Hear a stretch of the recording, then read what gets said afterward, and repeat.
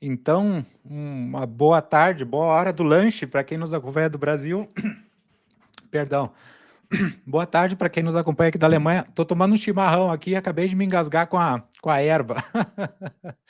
É uma grande honra, doutor Raul, te ter hoje aqui para a gente bater esse papo aí sobre jejum, dieta carnívora e outros tópicos mais. Existem muitas dúvidas e muitos mitos aí, e com certeza, com o conhecimento que o senhor tem, depois de tantas formações, e também por ter essa prática clínica, né, aí com seus pacientes, com certeza o conteúdo que o senhor vai adicionar hoje na live vai ser muito relevante para todo mundo aí que participar. Muito obrigado por fazer parte desse bate-papo hoje. Perfeito. Agradeço aí a oportunidade. Realmente, eu tenho já me envolvido desde a minha formação no início desse século, que eu me formei em medicina, né? Depois me dediquei à parte de gastroenterologia, né? Ao longo da nossa formação, a gente vai entrando em contato com várias experiências e movimentos em si que nos trazem, nos faz refletir um pouco também a nossa prática, né?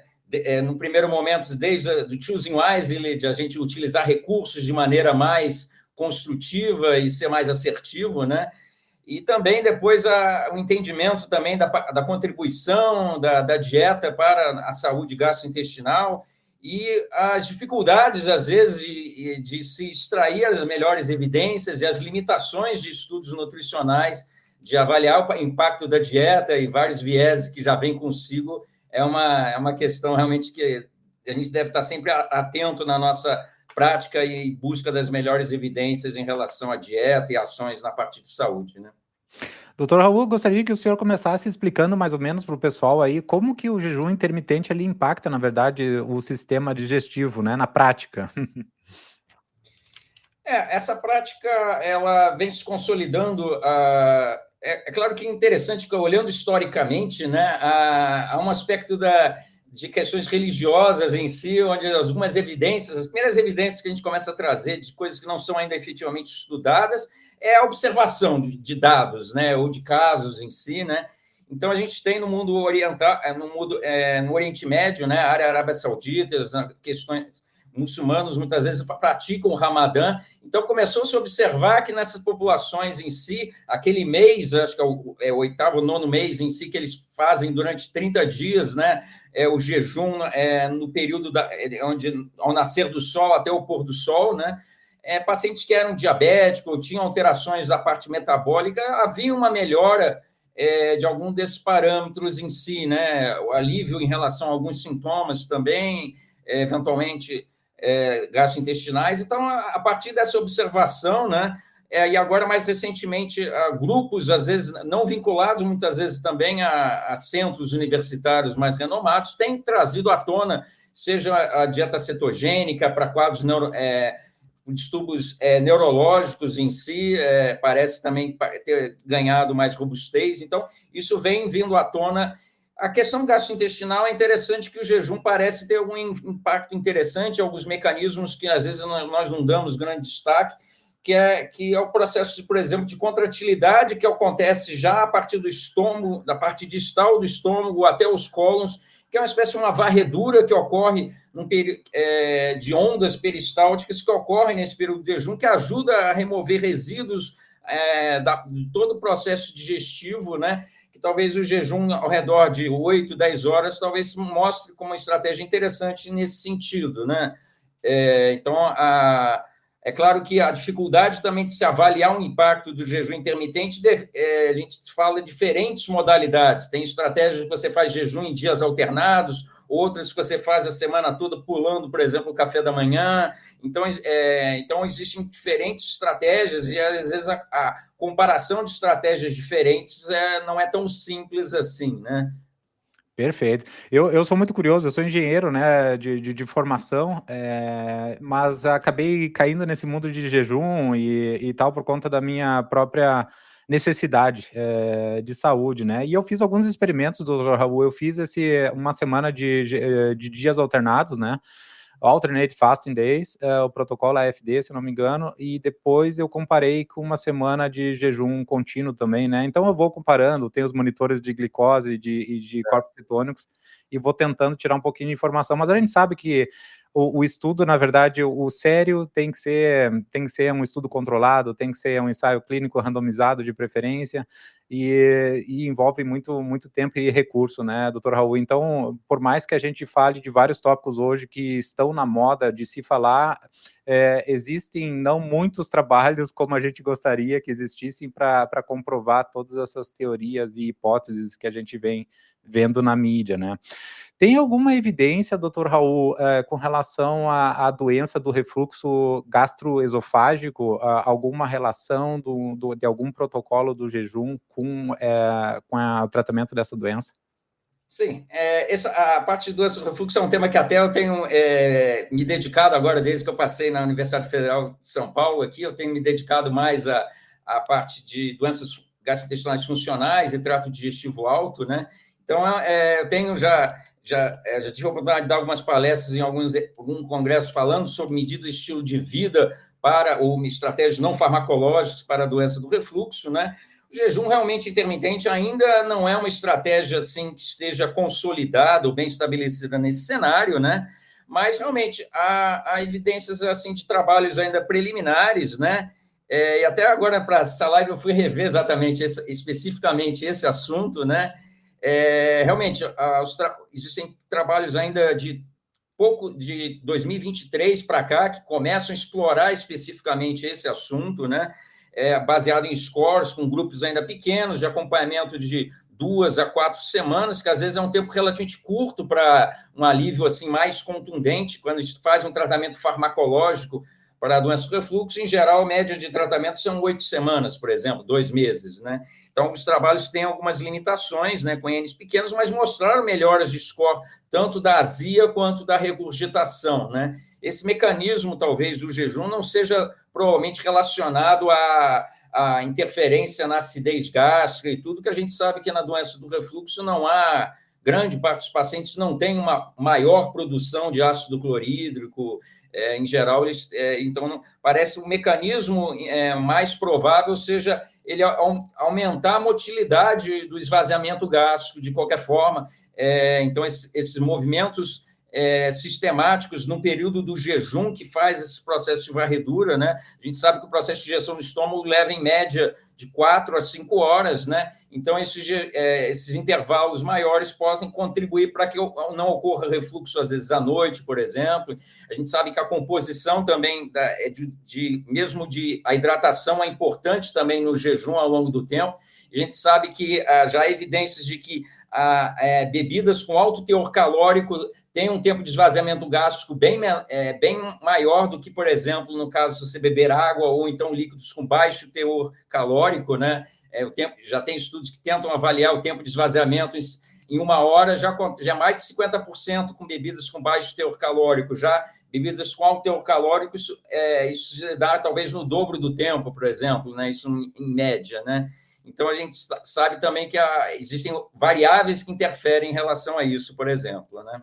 E esse benefício seria imediato, doutor? Em outras palavras, seria somente no dia que a pessoa fizesse o jejum e depois, passado esses dias, a frequência dos refluxos seria como era antes de fazer o jejum?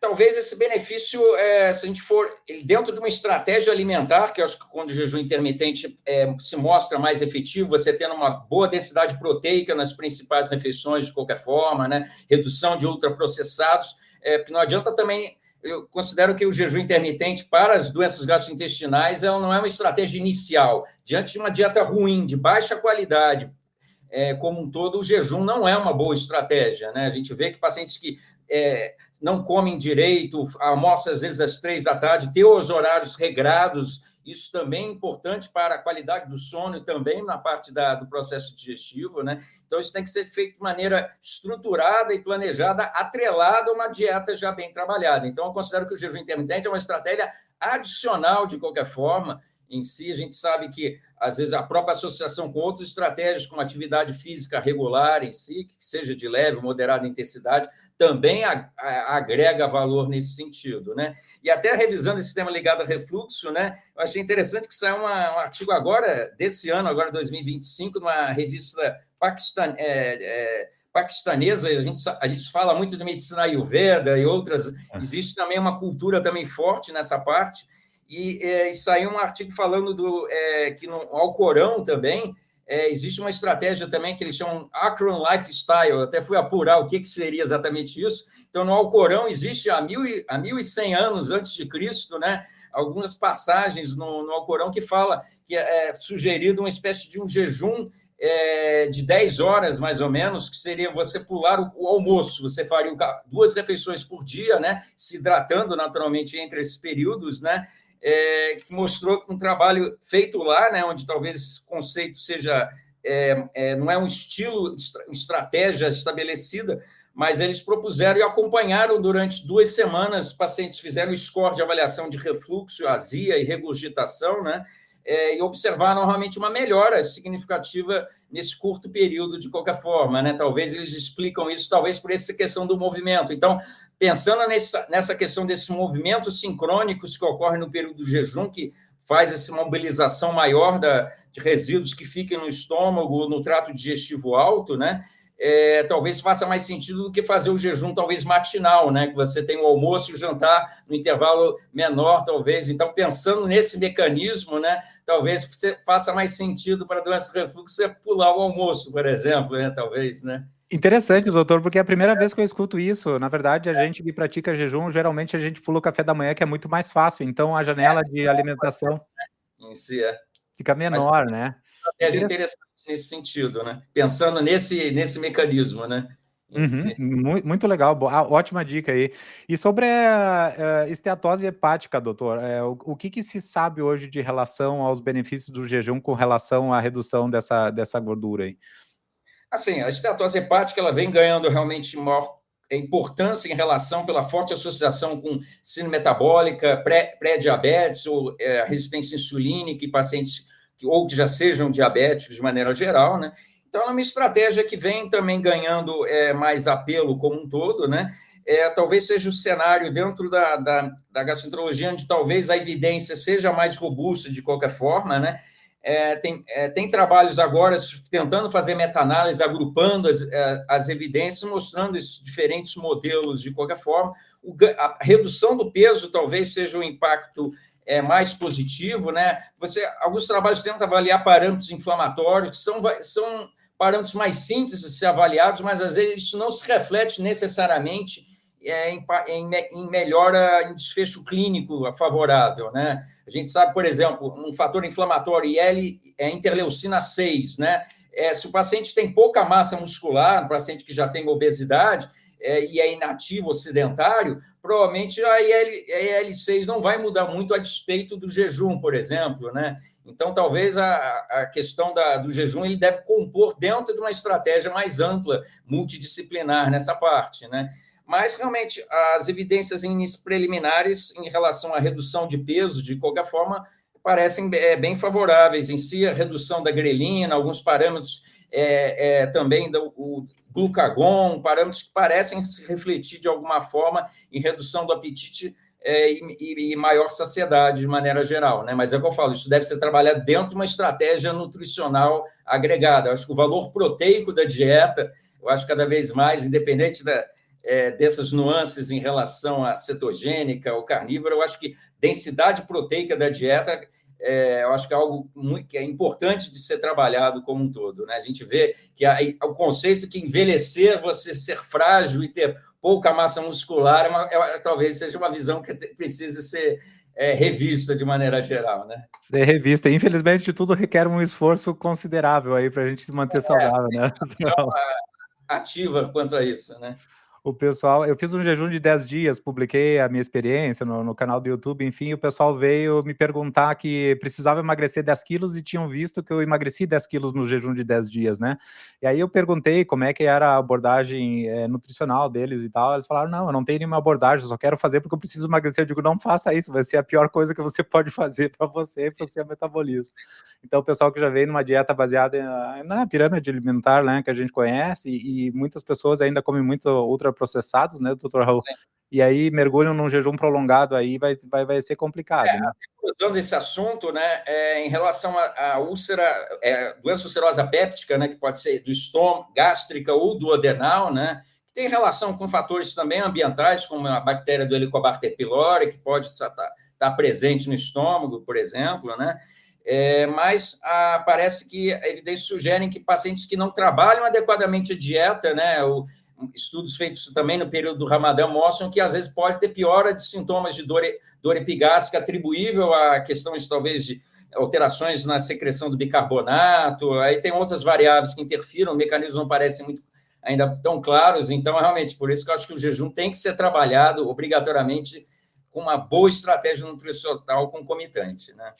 Muito, muito legal. E tem um tema que é um tanto, digamos assim, polêmico entre a comunidade também científica, que é o tema da saúde da microbiota intestinal, né? Alguns médicos dizem que é possível hoje avaliar a qualidade da microbiota e existem evidências também que mostram a relação de jejuns, né? Principalmente jejuns prolongados, na alteração dessa microbiota de forma positiva. E muitos, claro, falam sobre a permeabilidade intestinal. Qual é a sua opinião sobre isso, doutor Rão? Vamos lá. Esse é um tema que daria uma live à parte, né? Mas, de qualquer forma, existem várias questões a serem vistas nesse contexto, né? Há alguns padrões, a própria dieta que tem, de certo modo, que você reduz um pouco o teor de carboidratos, a gente tem que avaliar os carboidratos também de maneira um pouco mais, a qualidade deles. A gente fala de carboidratos simples, é completamente diferente de a gente falar de carboidratos mais complexos, que têm uma absorção no processo mais lento, promove menos distensão da câmara gástrica, tem outros fatores por trás em si. Agora, especificamente em relação à microbiota, primeiro a gente tem que analisar, avaliar em qual ambiente ou qual parte a gente está avaliando. Existe microbiota gástrica, duodenal, que é logo depois do estômago, colônica, então elas são diversas entre si. Então, quando a gente fala microbiota, a gente quer ter a ideia que é uma coisa única e uniforme, de forma nenhuma, né? E diversidade de microbiota também, ela tem a diversidade alfa e a diversidade beta, né? A alfa envolve um número de variáveis, de padrões diferentes, né? E a abundância dela, como ela se distribui num ambiente. E a diversidade beta seria um número, variedades diferentes que você tenha entre elas, né? Então, nem sempre você ter diversidade significa que seja necessariamente benéfico, né? Ainda nós estamos num processo de entendimento e amadurecimento do conhecimento nessa parte, eu diria que nós estamos ainda na ponta do iceberg ainda, por trás disso, né? Há evidências, trabalhos ainda preliminares, também até estudos avaliando pacientes que fazem o Ramadã e estudam, fizeram trabalhos, por exemplo, com 2 anos consecutivos de Ramadã, estudaram o mesmo paciente em anos distintos e avaliaram no dia 1, no dia inicial, no dia 15 e ao final. Há uma variação, mas isso tem uma série de fatores de confundimento. O uso recente de antibióticos que algum paciente tenha submetido um mês antes pode já ter influenciado no momento que ele entrou no estudo. Se o paciente faz atividade física regular, isso também muda também de qualquer forma, né? Claro, cada um de nós também tem um padrão de microbiota que herdamos, ou que se consolida ao final do período dos 1000 primeiros dias, de qualquer forma, né? Do primeiro ano da nossa formação até o 7º ano, talvez ela se consolide mais. Então, existe uma série de parâmetros, então ainda é muito cedo para a gente avaliar nesse sentido, né? E também, quando a gente fala também de dieta, a gente tem uma dificuldade de analisar como cada um desses macronutrientes se interagem entre si, né? Quando a gente vai falar de carne vermelha, por exemplo, a forma do preparo, que é consumido junto, né, como um todo. A gente sabe que, por exemplo, o consumo de fibras junto com a dieta, às vezes, retarda a absorção e promove, às vezes, menos pico glicêmico pós-prandial, por exemplo. Então, existe uma série de variáveis que interferem, e, às vezes, é difícil a gente querer desmembrar e querer analisar, que às vezes é mais prático, mas isso, às vezes, é uma coisa difícil de a gente tem que analisar a matrix nutricional, digamos assim, né? Como um todo, né? Como esses alimentos se interagem. Um mesmo alimento, por exemplo, pode, às vezes, causar distensão, se ele uma fruta muito madura distende mais, o mesmo alimento, num outro momento, talvez não tenha esse impacto, né? A forma do preparo do alimento, se você faz o remolho do feijão, não tenho a menor dúvida que ele vai distender muito mais se você não fizer o remolho, né? Por exemplo, né? Então, Perfeito. E tem o fator individual também, né, doutor Raul? O impacto glicêmico é muito individual, né? Eu fiz também alguns experimentos, fiz a medição antes de consumir certas frutas e depois, 1 hora depois, 2 horas depois, como eu estava utilizando um monitor contínuo de glicose, fica fácil, né? Tem um data point a cada 5 minutos, a gente consegue ver exatamente o impacto. E com certeza, essa variação que teve no meu corpo, com certeza não se reproduzirá numa outra pessoa, né? Cada um tem esse fator individual também, que é muito difícil, né? Da gente. A questão da epigenética, né?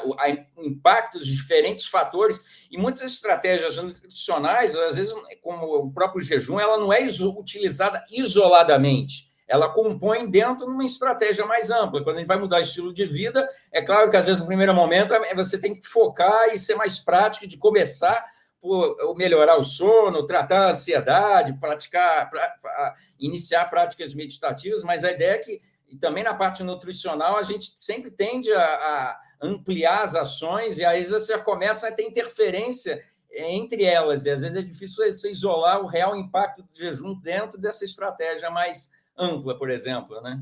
Perfeito. Vamos continuar nessa linha aí também da carne vermelha. Existem muitos mitos aí, doutor Raul.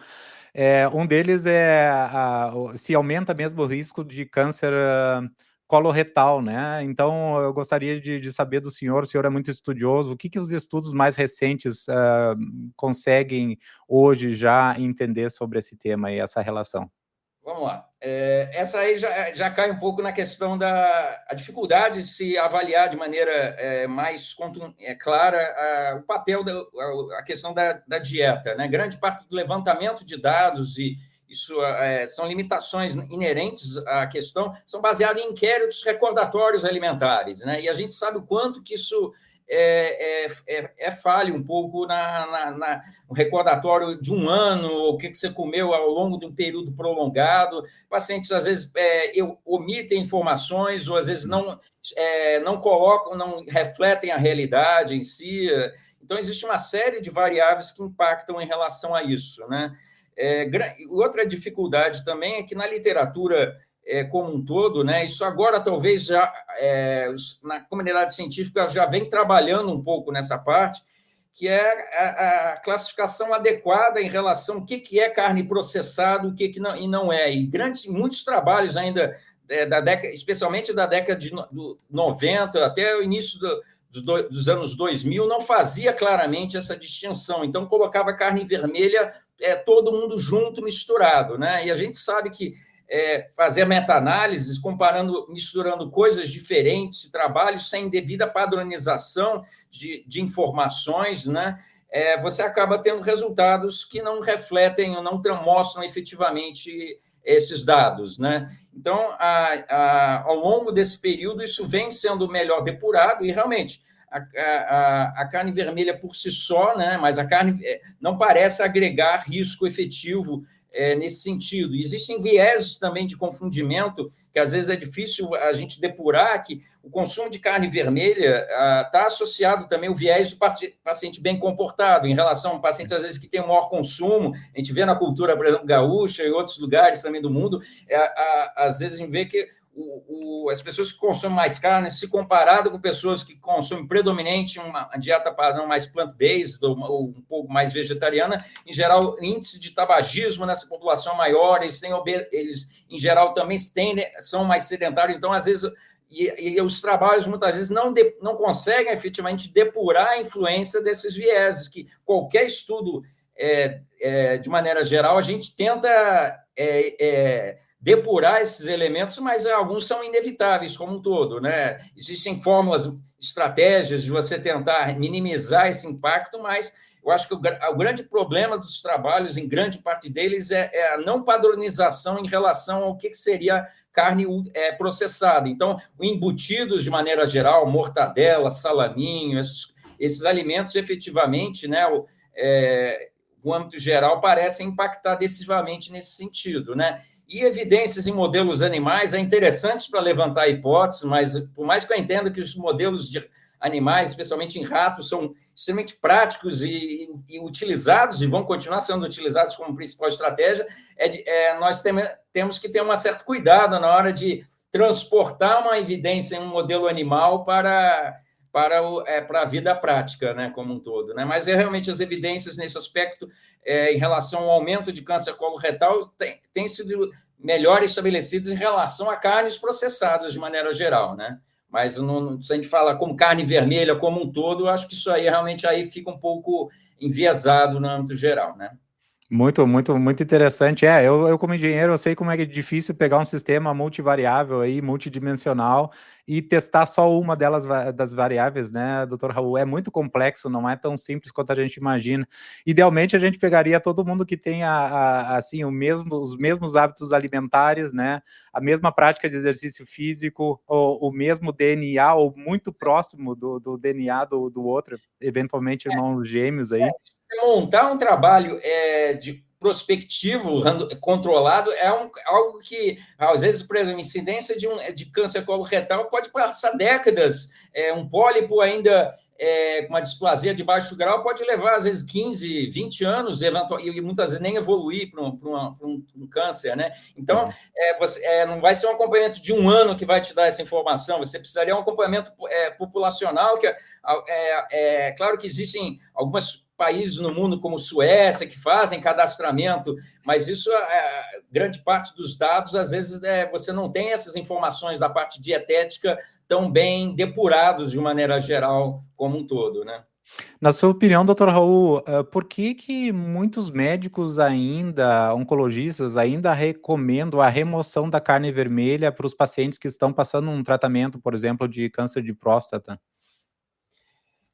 Alguns aspectos devem ser levados em conta, talvez, nesse perfil de pacientes, né? A gente sabe que existem interações ou vias, por exemplo, a dieta cetogênica, por exemplo, tem algumas evidências que pacientes oncológicos de algum contexto, câncer de mama, em alguns cenários, podem ter algum valor, mas em pacientes, por exemplo, que estejam fazendo quimioterapia, existem interações em relação à redução dos efeitos do determinados quimioterápicos e tudo. Então, existem interações também de determinados alimentos, né, como tudo que possam impactar. Então, isso aí tem que ser realmente bem individualizado, de qualquer forma. Então, não dá para fazer assim, generalizações, mas, às vezes, cada vez mais, em relação a teor proteico, a gente tem visto o quanto hoje tem se flexibilizado isso.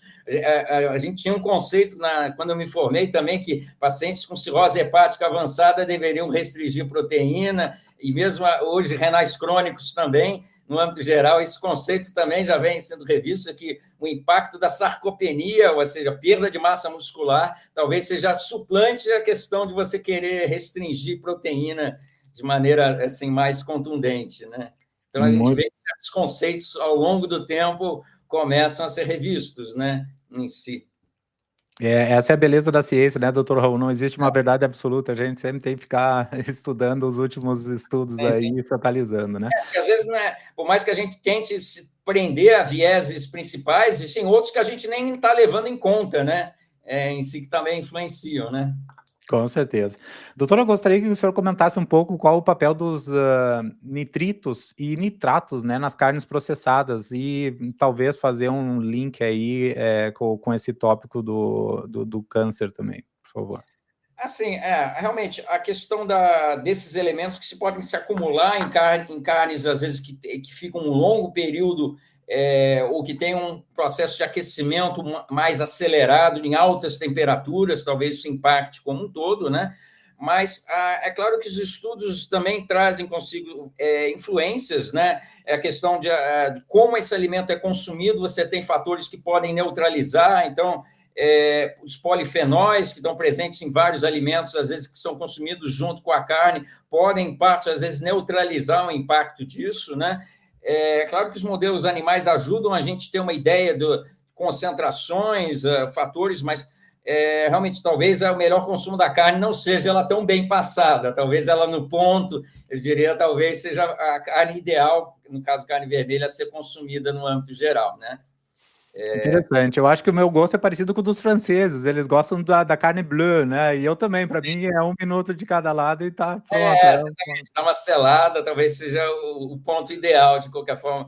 Realmente você, nesse caso, concentra menos esses fatores como um todo, né? Em si que tem potencial, como a Organização Mundial de Saúde também coloca em relação hoje em dia, em relação a alguns adoçantes, por exemplo, né?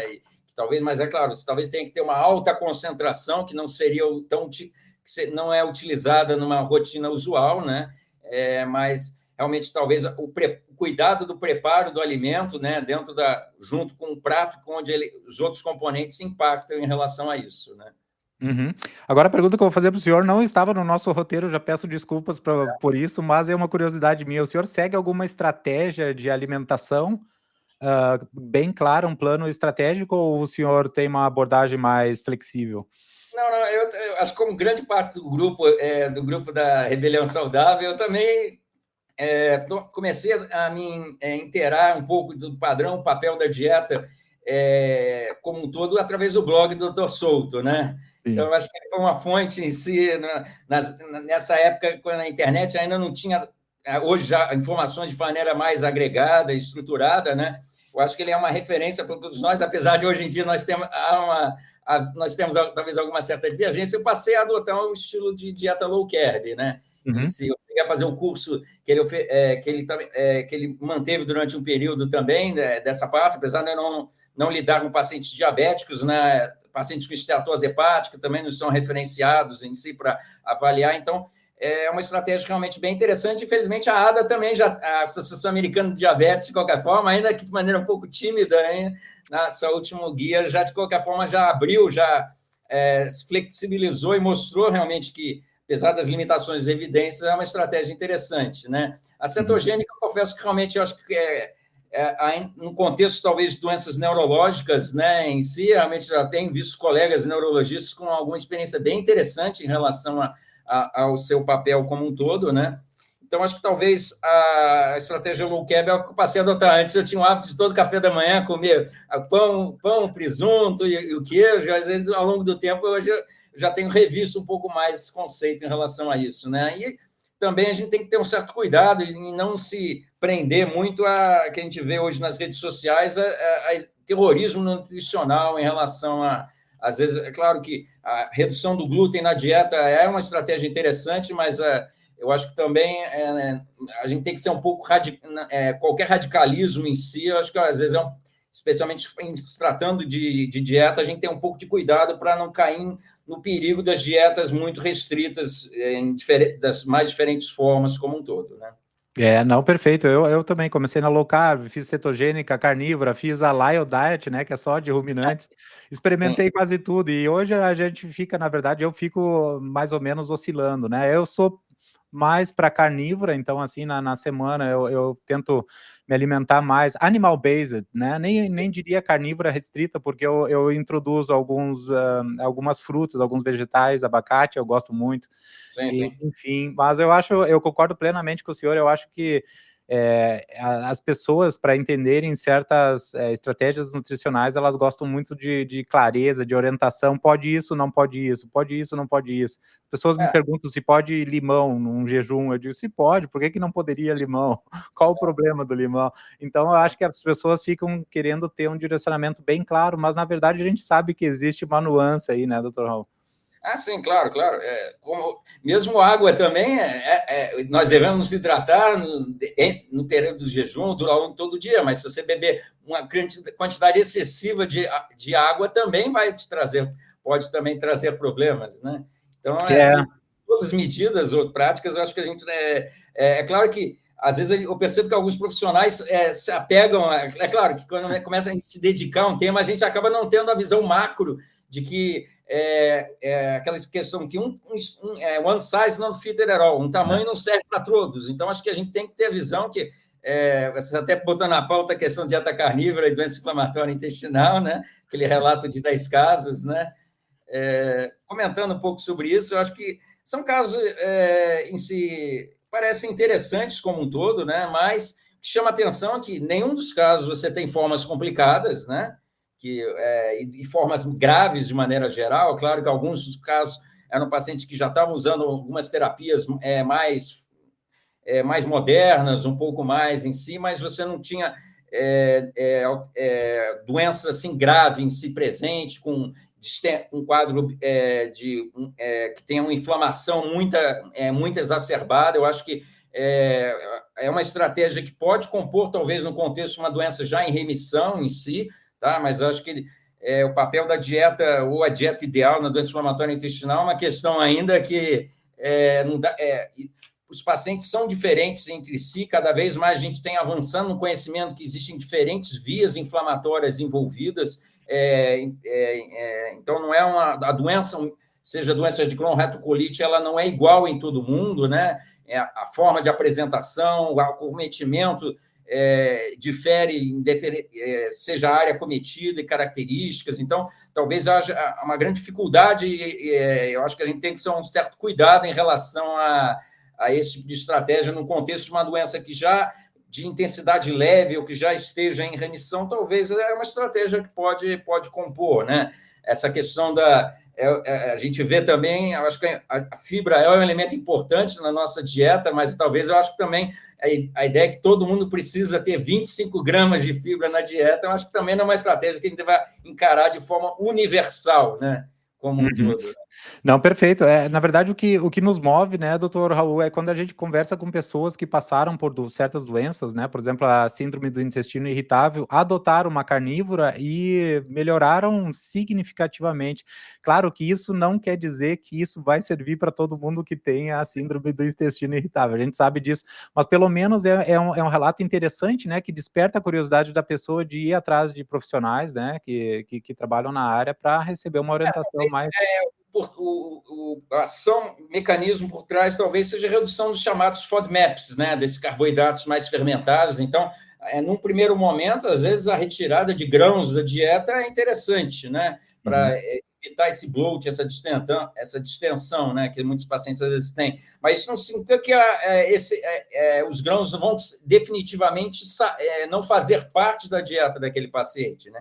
Nós vemos que, por exemplo, um paciente que esteja um quadro de diarreia aguda, né, seja infecciosa, por outra etiologia, eles se beneficiam, por exemplo, de uma restrição temporária de lactose na dieta durante talvez umas 4 semanas. Então, qualquer paciente com uma gastroenterite aguda é benéfico ele reduzir a lactose na dieta, mas a ideia é que depois ele possa novamente voltar a consumir conforme ele tolera, e depois pode compor novamente a dieta dele, né? A gente sabe que a nossa microbiota, que também impacta nessa questão de fermentação, às vezes, desses carboidratos, ela não é uma coisa estática em si, ela também é uma coisa dinâmica, né?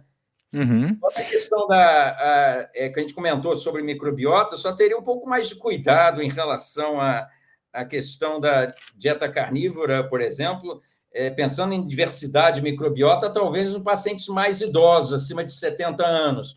Nós hoje reconhecemos que o indivíduo diminui sua diversidade com o envelhecimento, né? Em si, uma das características que a gente observa, né? Especialmente então, se a gente observar a questão de senilidade como um todo, né? Hoje tem feito estudos naqueles pacientes very elderly, os pacientes muito idosos, né? Acima de 75, 80 anos, né? Então, comparando com indivíduos com características iguais, a mesma comunidade, são feitos, em geral, trabalhos no Japão, o país que tem uma média etária maior, mostrando que realmente há uma redução nesse sentido, né? Que naturalmente é explicado por vários fatores, né? Os pacientes começam a comer em porções às vezes menores, o trânsito intestinal tende a ficar mais lento, então a diversidade talvez seja um reflexo um pouco da mudanças, às vezes, que também acaba acontecendo na dieta também, a questão de mudança de paladar, dificuldade, às vezes, também de preparar um prato, convivendo em condições mais que esteja com menor convívio social. Existe uma série de variáveis ambientais que às vezes podem impactar, tem internações recentes, o paciente teve um AVC, tem limitações, às vezes, no seu dia a dia. Então, existe uma série de fatores que, às vezes, podem impactar e isso também... Por isso que essa estratégia precisa, de qualquer forma, ser trabalhada. Os pacientes mais idosos, por exemplo, se hidratam menos, em média, do que pacientes mais jovens também. Então, provavelmente é um somatório de fatores que... Por isso que eu teria um pouco mais de cuidado, talvez, em certas faixas etárias, igual também no contexto de pacientes gestantes ou que estejam amamentando, ou em idades muito jovens, em si, adolescentes, ou em fase de crescimento. Talvez esse tipo de estratégias precisam ser olhadas com um pouco mais de cuidado, né? E o uso de probióticos e prebióticos, doutor Raul, é alguma coisa que é consolidada já? A ciência diz exatamente, eles vão ter uma influência positiva na microbiota, ou é uma coisa ainda que não se sabe muito sobre? Quanto mais a gente estuda esse assunto, a gente percebe que a gente tende a prescrever menos, né, em si, né? Realmente, a ideia de que probiótico é aquela história que probiótico sozinho não faz verão, né? Digamos assim, né?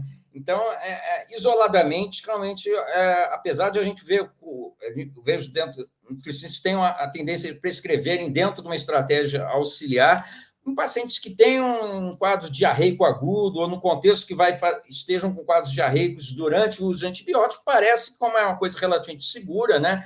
Você tem uma desbiose, provavelmente, naquele momento, mas devemos lembrar que tem antibióticos que não causam tanto impacto, então não é que automaticamente, porque tomou antibióticos, o paciente vai ter desbiose, né? Às vezes, para tratamento de supressante bacteriano do intestino delgado, nós também lançamos mãos de determinados tipos de antibióticos, né? A gente tem bactérias gram-positivas e negativas, então o desbalanço, às vezes, que muitas vezes é transitório. Então, dentro de um paciente que tem uma dieta bem equilibrada em si, tem hábitos de estilo adequados, com boa hidratação como um todo, muitas vezes esse quadro tende a se restabelecer naturalmente, né? Já diante de pacientes mais idosos, que já têm uma diversidade menor, baixa taxa de hidratação, uma qualidade de dieta ruim, talvez o uso de probióticos passe a ser interessante, né?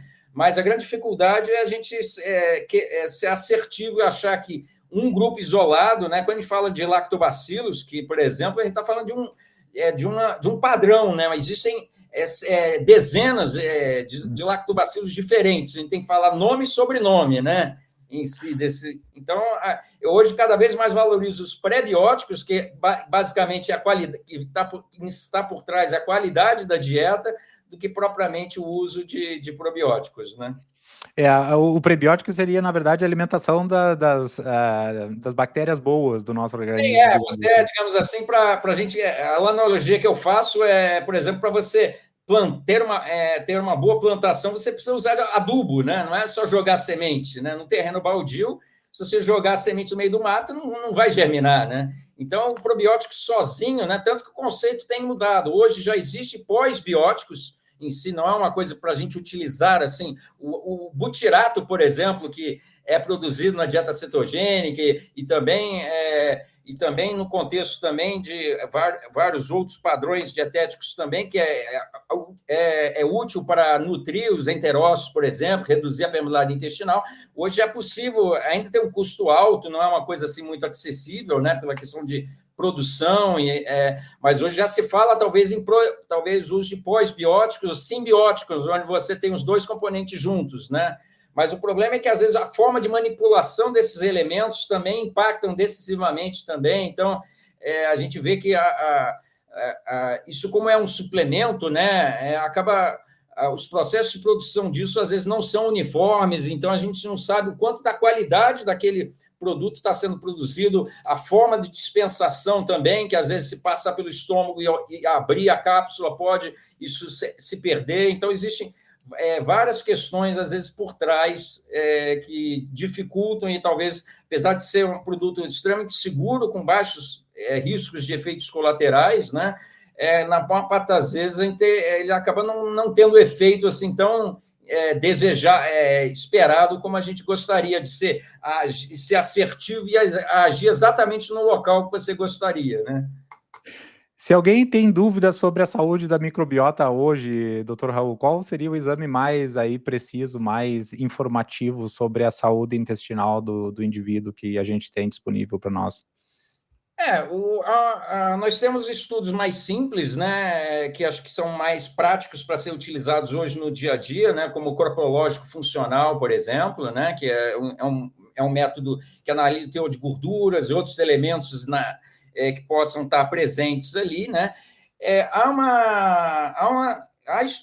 formas de a gente também fazer estudos mais dedicados à microbiota, né, que vem surgindo como um todo. Talvez esses métodos precisem passar por um processo de amadurecimento maior, como um todo, para passarem a ser incorporados na rotina como um todo, mas em alguns contextos em si, certos cenários, pacientes pós-cirurgia bariátrica, que têm um quadro de uma diarreia crônica, às vezes esses exames de estudo de microbiota, né, eles já têm sido usados também no contexto, por exemplo, de pacientes que estão fazendo quimioterapia, onde naturalmente muitos quimioterápicos induzem mucosite ou inflamação da mucosa, alteração da permeabilidade como um todo, onde talvez nesses nichos mais específicos, talvez esses estudos você consegue detectar certos padrões onde uma suplementação talvez um pouco mais assertiva, que seria feita naquele momento, e não em caráter continuado e de forma a se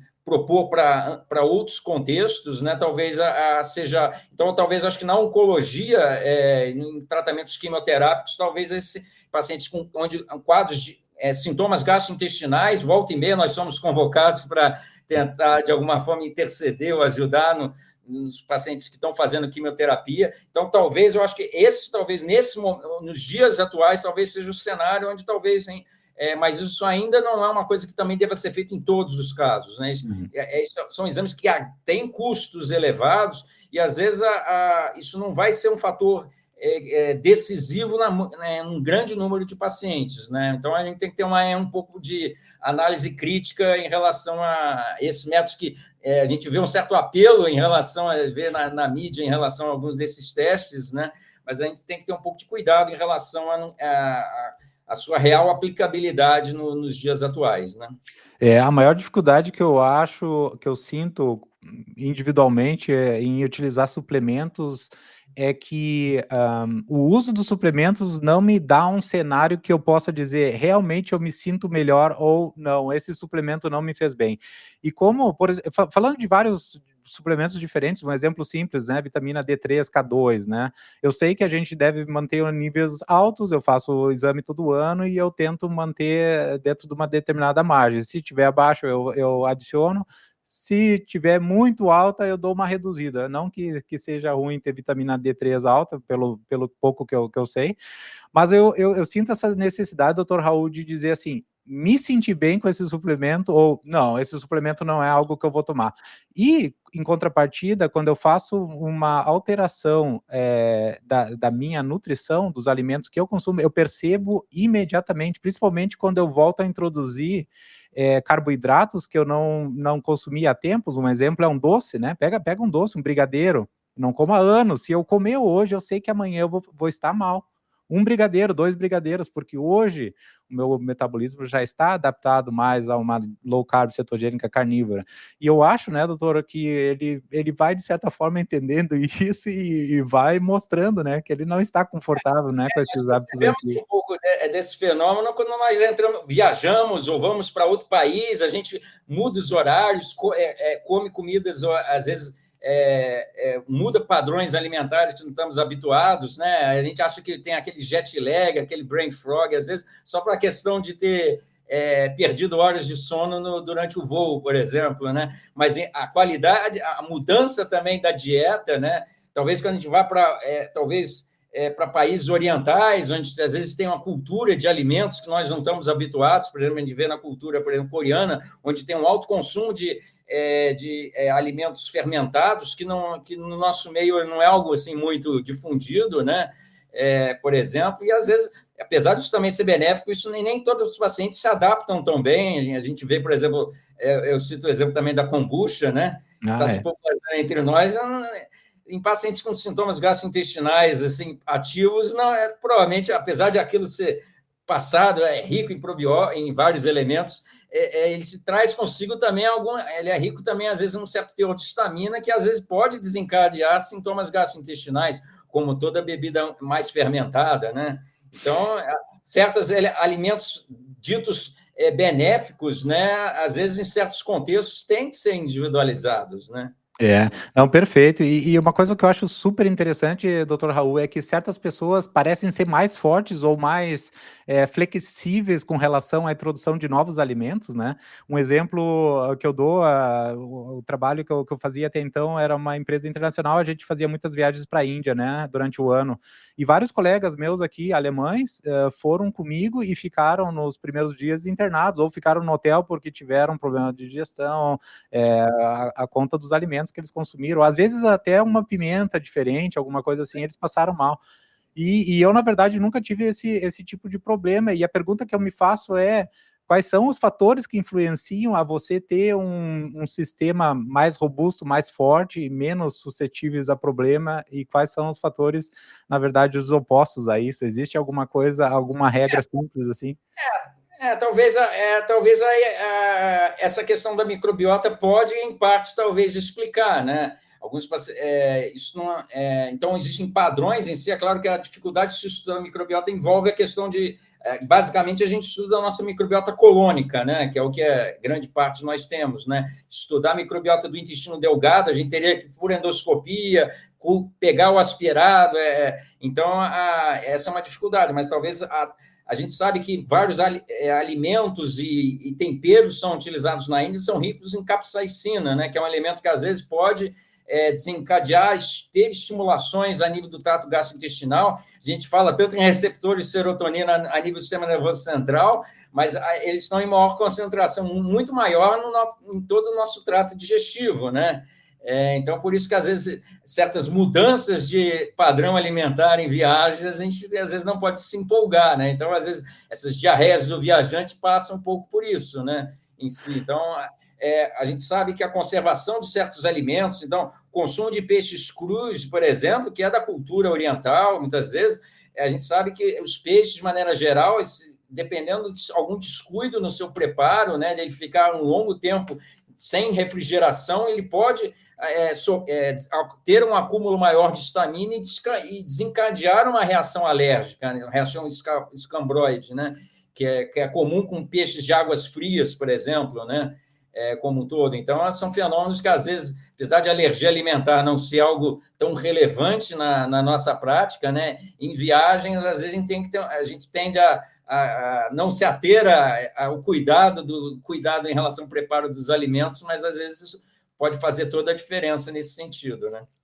E o uso de carvão ativado, doutor Raul, para desintoxicar, e quando uma pessoa comeu um alimento que não fez bem, está com diarreia aguda e tal, muita gente faz o uso do suplemento. Aqui em casa, inclusive, a gente tem as cápsulas de carvão ativado. Qual que é a influência positiva no organismo? A gente sente a influência, mas a gente não sabe o que acontece por detrás das cortinas. Ele é mais utilizado, em geral, entre os pediatras, de maneira geral, né?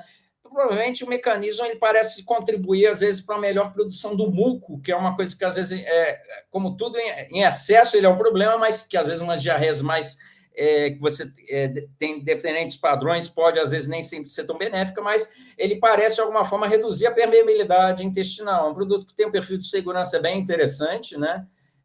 Como um todo, mas no âmbito geral, o mecanismo parece, de alguma forma, ajudar na recomposição da microbiota padrão como um todo, né? Show de bola. Bom, vamos continuar aqui. A gente usa bastante, assim, quando a gente está em viagem e o filho, principalmente, quando tem diarreia, daí ele faz Às fermentações. vezes, quando a gente se preocupa em uma viagem montar o kit, a gente bota um analgésico, outras medicações, um antihistamínico, mas no caso também ter esse cuidado em relação a esses elementos da dieta é parte do processo também, né? Exatamente. Eu, como sou paciente bariátrico, operei em 2005, cheguei a 172 quilos, né? Eu faço uso de sais biliares também para ajudar um pouco na digestão das gorduras, porque eu adoro uma gordurinha numa carne, então é mais ou menos. Esse entendimento da importância, às vezes, nós passamos por uma fase já de empolgação com a cirurgia bariátrica, né, sem que se conhecesse de maneira tão clara esses mecanismos de sincronismo da motilidade, dos movimentos intestinais, a importância do esvaziamento do adenal para a produção da secreção pancreática. Então, hoje, a visão por trás disso de que há certos tipos de... Quando a gente fala cirurgia bariátrica, existem diferentes técnicas que vão mudando ao longo do tempo, né? E de alguma forma, também sendo aperfeiçoadas e trazendo melhores desfechos, né? Que a gente percebe que perder peso muito rápido, na maior parte das vezes, não é, muitas vezes, a melhor estratégia, né? É melhor uma perda mais. Então, o padrão de as cirurgias mais desabsortivas, que pareciam, em princípio, trazerem resultados a curto prazo mais interessantes, ao longo do tempo foram um pouco, não totalmente abandonadas, mas elas vieram sendo... grande parte dos grupos hoje fazem técnicas em si que causam menos impacto em relação a essa secreção pancreática, que causam menos, mas alguns pacientes realmente acabam se beneficiando do uso a longo prazo, realmente, que pós-bariátrica, às vezes certos mecanismos fisiológicos não se restabelecem por completo, né? Igual um paciente que retira um pedaço do estômago, vai precisar, de alguma forma, adaptar um pouco sua dieta também dali para frente, né? Eu fiz a minha em 2005 e fiz a bypass, né, na época. Acredito que tenha vários diferentes métodos de bypass hoje e o próprio método tem evoluído, né, mas na época eu fiz e um ano depois eu tive que retirar a vesícula, né, então também não tenho mais a produção da bilis, então em conta disso também a digestão fica um pouquinho mais complicada, mas enfim, eu estou bem na carnívora e assim, eu me adaptei muito. O que eu mais gosto é a redução dos picos glicêmicos, né, Raul, mas como tu bem comentaste, isso se consegue alcançar também numa low carb bem feita, numa cetogênica, numa outra abordagem, né? Então não precisa ser uma dieta específica ou uma abordagem específica para alcançar esse conceito de não se preocupar apenas com os picos maiores, o que aconteça, mas também ao longo do dia todo. Agora, talvez com esses modelos de monitoramento continuado, talvez isso agora, que nos Estados Unidos é mais acessível, em outros países agora isso está se difundindo mais, talvez esse conceito seja melhor estudado, digamos assim, mas esse conceito de microelevações no somatório ao longo de anos seguidos também possam trazer impactos em termos da parte neuromotora, por exemplo, né? Lesões microangiopáticas ou de vasos da visão, vasos de pequeno porte, por exemplo, na microvasculatura. Talvez é algo que já no diabetes está bem estabelecido, né? Talvez esse contexto, talvez é uma coisa que os estudos nessa parte, talvez nos próximos anos, talvez ajudem a passar isso mais a limpo, né? Vamos esperar mais dados aí para poder tomar decisões mais inteligentes, né? Doutor Raul, indo agora para o fechamento do nosso bate-papo aqui, com base na sua experiência clínica, né? Qual que é a maior mudança que as pessoas podem fazer na alimentação para melhorar toda a saúde digestiva? Eu acho que, sem dúvida nenhuma, é a redução de alimentos ultraprocessados na dieta, né? Eu acho que esse é o primeiro grande passo, né? Nós vemos que o modelo também que se fala na literatura de Western Diet, ou dieta ocidental, é um modelo de dieta do norte-americano médio, né? Classe média, né? Que é uma dieta... isso é uma coisa que nossos avós não vivenciaram, mas que a indústria alimentar está aí para produzir lucro, né? Então, eles querem produzir mais, né? E nem sempre a qualidade não acaba ficando muitas vezes em segundo plano. Nós vemos que a dieta norte-americana, mais de 50% da fonte nutricional, e isso reflete também em outros países como o Canadá e outros países do primeiro mundo, no caso como também o Reino Unido, né? De que isso vem sendo tem efeitos deletérios para a saúde global como um todo, né? Você acaba trazendo consigo também alto teor de frutose, coisa que você comendo frutas dificilmente vai trazer um impacto em pacientes que sejam saudáveis como um todo, né? Mas que o xarope de milho, cereais no café da manhã. Então, cada vez mais se viu que há importância, né? E eu acho que o Brasil tem uma importante contribuição para essa parte, né? Que foi a classificação nova, né? Que foi o pessoal do Núcleo de Nutrição, NUPES, Núcleo de Nutrição da USP, né? Que foi pioneiro, né, nessa parte. Então, já as publicações vêm ganhando maior relevância, né? E cada vez mais... nós devemos valorizar a comida de verdade mesmo, né? Desembalar menos. Eu acho que esse é o primeiro grande passo. E na saúde gastrointestinal, acho que esse também é o primeiro passo, acho que fundamental, né? A gente está vendo o quanto que certos aditivos, então, trocar alimentos diet e achar que por si só isso tá bom, muitas vezes é uma redução de danos, mas você tem que ir mais além, né? Você pode, no primeiro momento, não gostar de tomar café sem açúcar, mas acho que com o tempo esse é uma coisa que você tem que ir mais além, né? Então, acho que isso é parte do processo e eu acho que, sem dúvida nenhuma, ter uma dieta baseada em comida de verdade, né? Substituir o chocolate por um chocolate amargo, devagarinho, né, doutor Raul? Fazer transições devagarinho aí, né? Chocolate branco não é chocolate para início de conversa, né? E é o que eu mais gosto, para te falar a verdade, doutor Raul. Eu tenho um problema com isso. Agora a gente faz transição para o chocolate amargo, 80%, 85%, 90%. Aqui tem uma versão que é 100% cacau, é bem interessante. Eu trabalho com 75, ainda vai lá, mas de 80 já para o meu paladar já é um pouco forte demais, né? Mas diz que o paladar a gente educa também, né? Mesmo. Mas, enfim, é difícil, mas a gente vai tentando lutar com as armas que a gente tem, né? O pessoal diz, Gabriel, que bom que tu conseguiu vencer a obesidade. Eu disse, não, nunca venci a obesidade, é uma luta diária, uma luta constante, né? Exatamente, isso aí. Doutor, muito obrigado pelo seu tempo. Para quem quiser acompanhar mais de perto o seu trabalho, doutor, quais são os canais aí que o pessoal pode acessar para acompanhar? Do YouTube, né? Eu tô, do YouTube não, do Instagram, né? Esse é o meu contato principal. Eu já estou nesse perfil público, né? Como eu estou agora há poucos anos, agora há cerca de 3 anos na Unifesp, né? Minha ideia é agora, aos poucos, começar também a produzir alguns conteúdos, né, mais essa parte de caráter mais científico, né? Agora estou numa fase de reestruturação das ações. Minha ideia até, no horizonte mais adiante, até desenvolver alguma linha de pesquisa na parte de microbiota intestinal. Isso é um projeto, talvez, que a gente vai precisar ainda passar por um processo de reestruturação, e a gente sabe como é a dificuldade de fazer pesquisa nesse país, né, como todo, de conseguir levantar fundos. E iniciar uma linha de pesquisa do zero também, a gente lida com vários desafios, né, como um todo, né?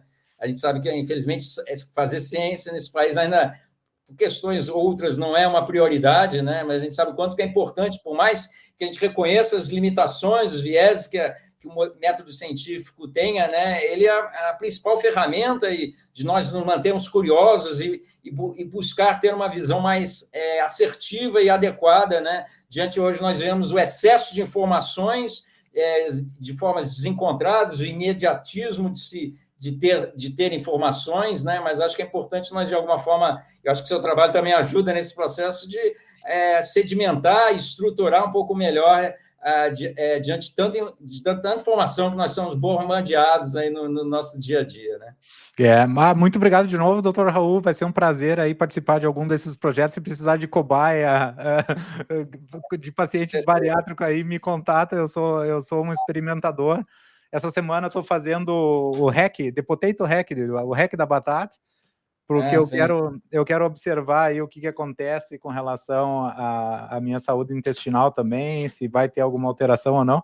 Enfim, eu sou um experimentador e aí a gente vai experimentando e vendo o que a gente pode usar. A primeira ação, talvez, acho que mais acessível dentro da minha prática, talvez eu também, ao longo desse caminho, também, eu acabei também me encantando também pelo movimento da medicina de estilo de vida, né? Apesar de não ser uma especialidade aqui no Brasil, nos Estados Unidos já não sei como é que é na Alemanha, né?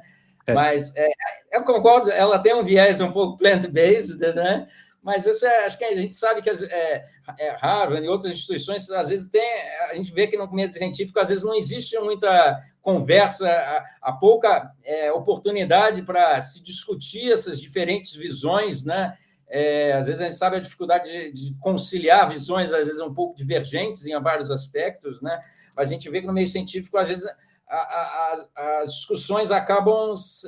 a paixão fala mais alto, né? Em si, às vezes, é importante nós separarmos um pouco, né? Em si, claro que um pesquisador se dedica a 30 anos a estudar um certo modelo, às vezes você rever ou tentar olhar de maneira um pouco mais crítica, não tão apaixonada por certa prática, às vezes não é um processo que todos, no nosso dia a dia, como pesquisador, a gente também tem que se policiar um pouco quanto a isso, né? De tentar olhar de maneira um pouco mais neutra, né?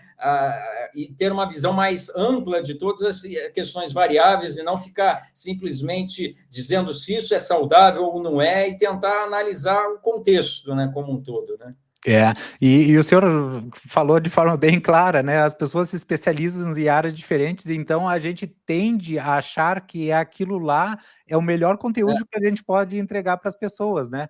Mas, na verdade, quando a gente tem essa mentalidade aberta, a gente também expande, né, os nós horizontes. estudamos modelos complexos, que é o nosso caso, né? O impacto do comportamento também em relação ao hábito alimentar como um todo, né? Então, acho que por isso que a abordagem, muitas vezes, de uma estratégia nutricional, ela tem que ser mais ampla, envolvendo outros profissionais, seja de saúde mental, educador físico, que é o que também a medicina de estilo de vida procura também estruturar, né? Porque, por mais que eu entenda, acho que o nutricionista, cada um tem seu papel e sua contribuição, e a ideia é que a gente trabalhe de maneira mais harmônica, né? É claro que o modelo de saúde ainda não está efetivamente estruturado para que a gente, no mesmo ambiente, consiga, de maneira sinérgica, como numa orquestra, todo mundo tocar a mesma sinfonia, né? A gente percebe que, às vezes, surgem atritos e questões, às vezes...